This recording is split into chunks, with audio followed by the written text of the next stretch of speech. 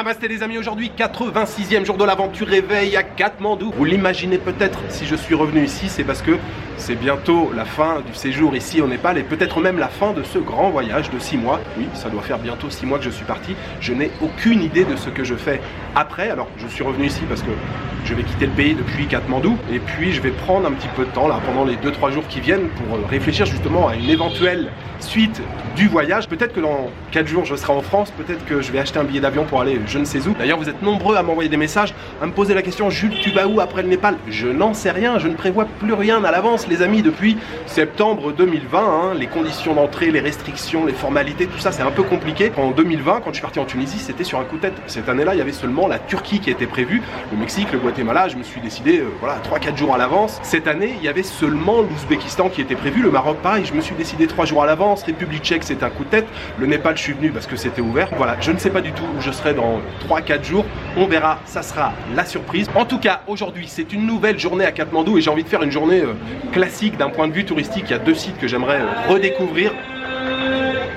Il y a un marchand d'oignons et de pommes de terre qui passe en bas avec son vélo. Oignons, pommes de terre, oignons, pommes de terre. Oui, aujourd'hui j'ai envie d'aller faire un petit tour à Swayambunat, qu'on appelle aussi Monkey Temple, qui n'est pas très loin d'ici, mais j'ai envie d'accéder par l'entrée qui se trouve derrière. Il y a une entrée principale et derrière une entrée qui est moins fréquentée mais qui est très sympa aussi puisqu'il y a de belles statues de Bouddha. Je vais probablement prendre un taxi pour accéder par l'entrée qui se trouve derrière. Et puis le deuxième site que j'aimerais redécouvrir, c'est le fameux grand stupa de Bodhnath que je ferai en fin d'après-midi puisque j'ai envie aussi de profiter de la tombée de la nuit sur le site. C'est vraiment très joli. Et puis entre les deux il y a un restaurant que j'ai repéré hier en faisant une petite recherche qui m'a l'air très sympa. J'ai hâte de découvrir ce restaurant. J'irai entre les deux visites. Sinon j'ai changé d'hôtel. Le premier hôtel où j'avais logé quand je suis arrivé au Népal il y a un petit peu plus de 2 mois maintenant, Jampa Hotel, c'est un très bon hôtel. Mais il y a des endroits comme ça, j'aime bien tester plusieurs établissements, changer de quartier. Donc je suis maintenant à l'hôtel qui s'appelle Katmandou Garden Home. Bon rapport qualité-prix, je paye 1300 roupies la nuit, ce qui doit faire à peu près dans les 10 €. On a un petit balcon sur lequel je me trouve, petite table avec des chaises, une télévision miroir, une armoire ici, grand lit double, très confortable, hein. La couette est vraiment pas mal.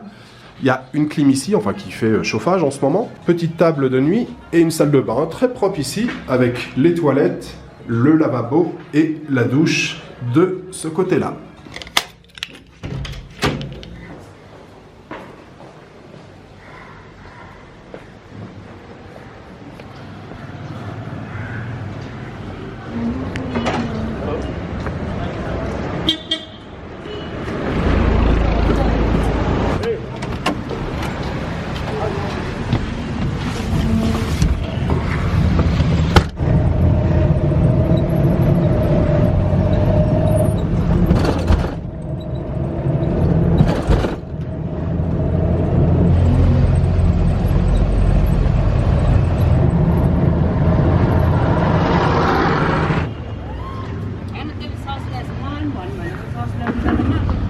Alors, je ne suis pas à l'entrée de Swayambunat les amis, j'ai demandé au taxi de s'arrêter avant. Je suis passé là sur la route, je regardais et d'un seul coup je vois un panneau avec des photos, avec de la bouffe dessus. Et je vois une photo d'un plat de nouilles, les fameuses Keema Noodles les amis. Vous savez ce plat de nouilles que j'avais adoré à Ilam. J'en ai pas remangé depuis, donc j'ai dit au taxi arrête-toi ici, je veux manger quelque chose et tout. Il me dit ouais mais on n'est pas arrivé. J'ai dit c'est pas grave, je terminerai le chemin à pied. J'ai besoin de prendre un petit déjeuner, je veux manger un plat de Keema Noodles. Chicken. Keema. Keema. Okay. Noodles and Sag. saag, Chinese saag. Chinese saag. It looks very good. Chana, Chana, Kursani, Kursani, Dal, नहीं kilo, आलू kilo, Aloo, आलू kilo. Kursani, लहसुन को झोल, Lasun, garlic, spicy. Yes. Okay. Yes, I like. Little bit garlic. Pepper. Yeah.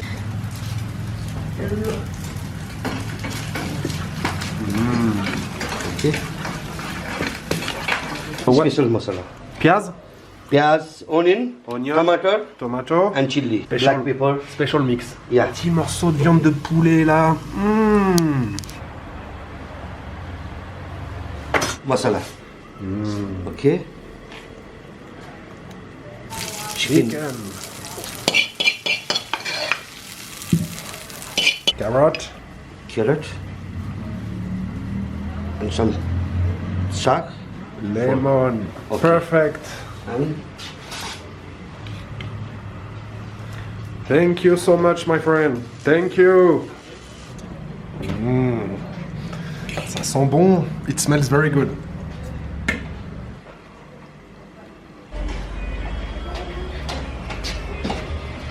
Okay, 1, 2, 3.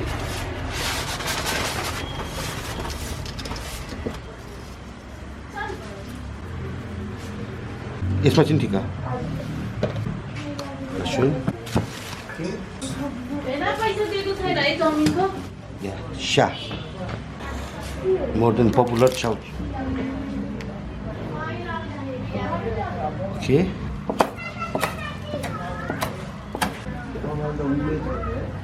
And ready. Laughing. La cantine où je me suis arrêté, ça s'appelle Hajima Laughing Center with Kima Noodles. On peut manger des momos, momo sadeko, newari kaja, sausages, chow mein, laughing et bien sûr du thé et du café.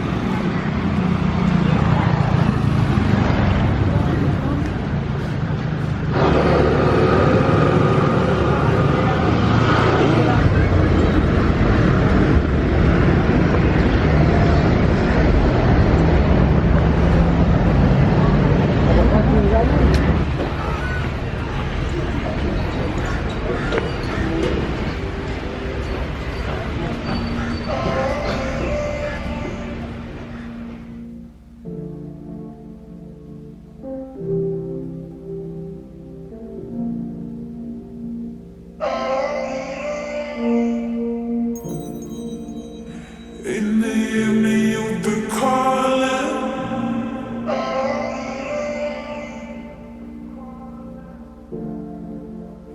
In the evening you've been calling.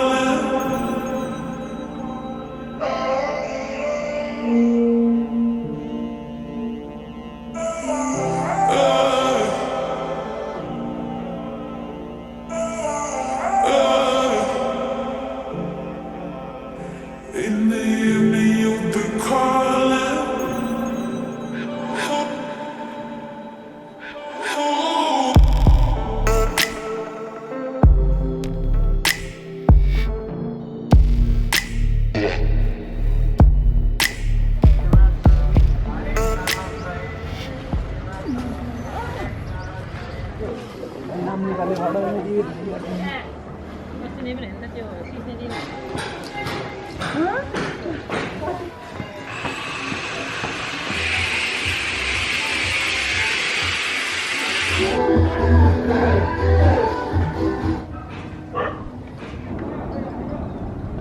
Soleil, chaleur, thé au citron, que demande le peuple. Et je suis arrivé sur le site de Swayambunat, qu'on appelle aussi le Monkey Temple en anglais. Bon, il y a des travaux derrière, il y a toujours des travaux au Népal, peu importe où vous soyez, il y a toujours des bruits de marteaux, de scie sauteuses, de scie circulaire. On va essayer quand même de parler un petit peu plus fort. Swayambunat avec le grand stupa de Bodhnath que j'irai visiter plus tard. Ce sont vraiment les deux grands sites bouddhistes les plus saints du Népal, de la vallée de Katmandou. L'histoire de ce site est assez ancienne. Apparemment, les premières traces datent du 5e siècle.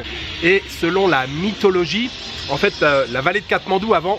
Il y en a maintenant deux scies circulaires. Avant, la vallée de Katmandou, c'était un grand lac. Et le Bodhisattva Manjusri, en fait, a eu une vision du lotus. Et il y avait un grand lotus ici. Il est venu vénérer le lotus et il s'est dit, ah, ça pourrait constituer une bonne base pour les pèlerins, pour venir prier ici. Donc avec son épée, il a fait une brèche dans la montagne, puisque la vallée de Katmandou est entourée de montagnes. Ça a drainé le lac, ça s'est vidé et c'est devenu donc la vallée de Katmandou.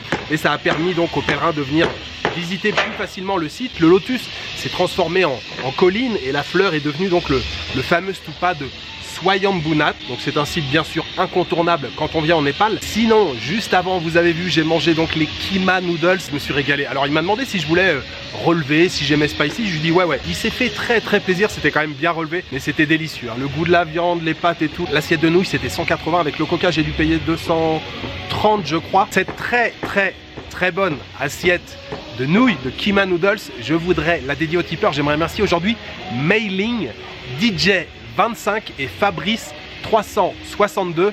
Merci beaucoup à vous trois pour votre soutien. Cette assiette de nouilles Kima Noodles, elle était pour vous.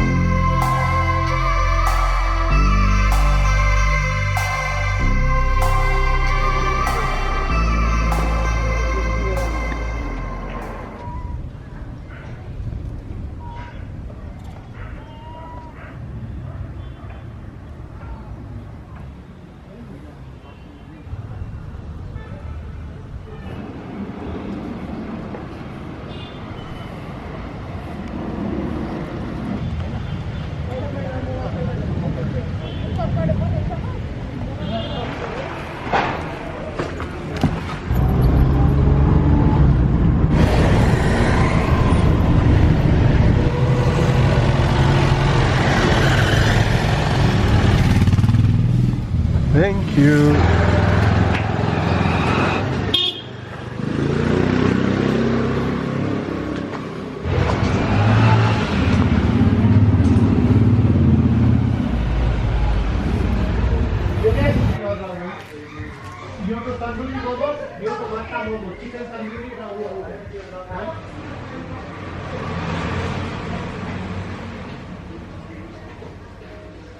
Swayambunat les amis, c'est toujours aussi sympa. C'est un grand classique à faire ici quand on vient à Katmandou, c'est incontournable. Il faut aller visiter le Monkey Temple. C'est toujours agréable de faire un petit tour là-bas, d'observer les saints, de contempler ce magnifique stupa avec une vue fantastique sur la ville de Katmandou. On se rend compte à quel point la ville est bien polluée. Je suis maintenant dans le restaurant dont je vous ai parlé ce matin qui s'appelle Nimbu. Je me suis mis à l'intérieur, j'ai bavardé un petit peu avec le patron qui est très sympa. Il m'expliquait que c'était une vieille maison qui avait quasiment 400 ans. Et la spécialité de ce restaurant, c'est les momos. Alors les grandes recettes classiques du momo, hein, c'est vapeur ou frit, au poulet, au buffle ou végétarien. Mais ici là dans le menu, ils ont plein de spécialités de momos différentes. J'ai pris 2 plats les amis. J'ai commandé une assiette de momos cuits au tandoor, des momos tandoori que j'ai pris au poulet. Ça a l'air délicieux. Et puis j'ai pris la spécialité du restaurant. Et là ce sont des momos cuits dans un pot en terre cuite. Matka, je crois que c'est ça, c'est les pots en terre cuite avec un mélange d'épices et tout. Pareil sur le menu là, ça a l'air délicieux. Comment vous dire? D'un seul coup j'ai très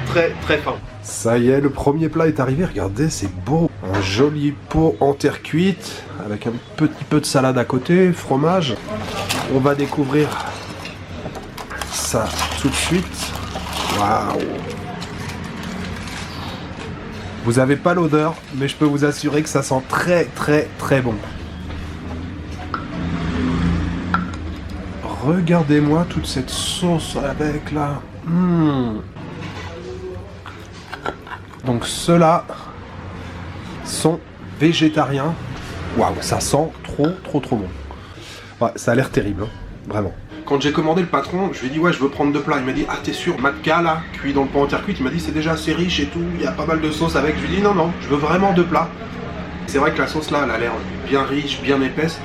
Ça sent vraiment très bon. Ah ouais, je valide. L'intérieur c'est du chou je pense. Mais la sauce autour là, c'est vraiment excellent.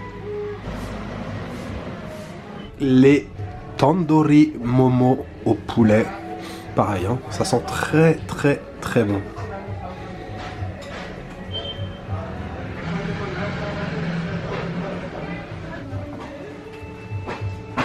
Un petit peu de achar pour accompagner, bien sûr sauce piment.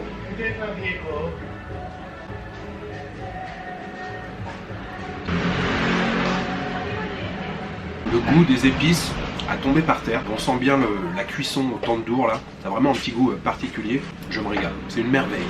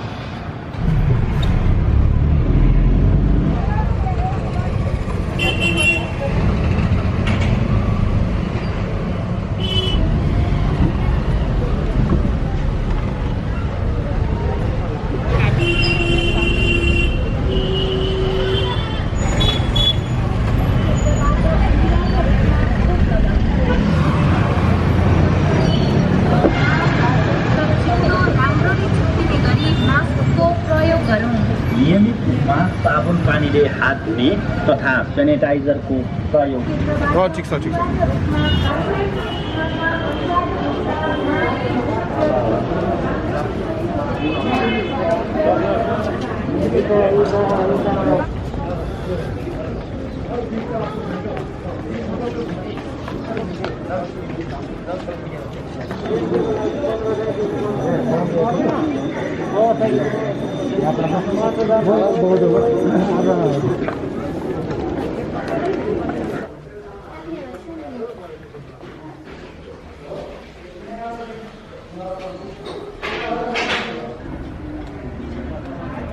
Je suis arrivé sur le site du stupa de Bodhnath. C'est toujours aussi impressionnant quand on arrive ici. J'ai beau être venu déjà pas mal de fois. Quand on paye son ticket d'entrée là de 400 roupies et qu'on s'avance tranquillement dans l'allée et qu'on découvre cet imposant stupa.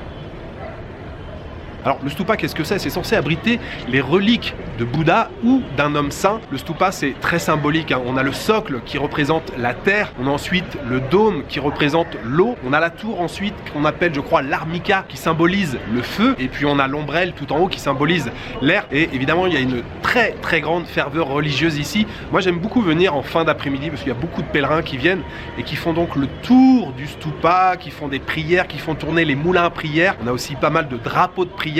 Ça permet de diffuser comme ça les prières dans l'air, et on tourne bien sûr toujours dans le même sens, dans le sens des aiguilles d'une montre. Et il faut savoir qu'il y a une grande communauté tibétaine qui vit ici dans le quartier de Bodhnath. Il y a à peu près 10 000 Tibétains qui vivent ici, hein. Les premières vagues d'immigration sont arrivées dans les années 60 après la fuite du Dalai Lama en 59 du Tibet. Il y a beaucoup de boutiques de commerce, de souvenirs tout autour, mais on a aussi pas mal de cafés, restaurants qui ont justement des terrasses. Alors je suis sur l'une d'entre elles. Je me suis posé, j'ai pris un thé au gingembre. Je profite là tranquillement de la fin d'après-midi, c'est calme, il n'y a pas beaucoup de monde là, enfin il n'y a même personne. Je suis tout seul sur la terrasse. J'ai déjà fait une fois le tour, mais je vais redescendre et faire plusieurs tours comme ça là à la tombée de la nuit. J'aime beaucoup cet endroit.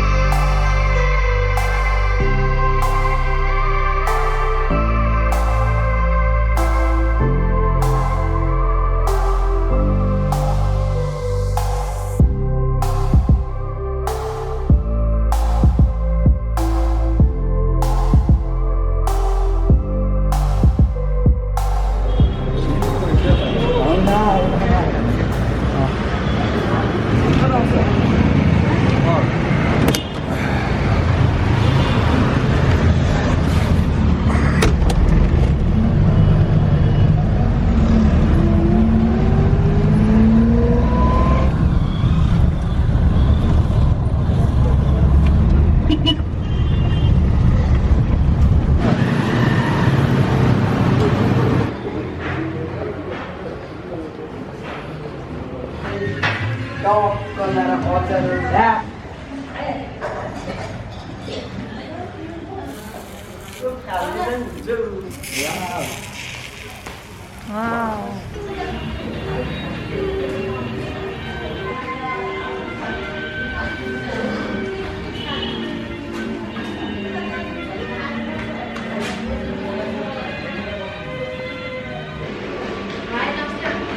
Namaste, namaste.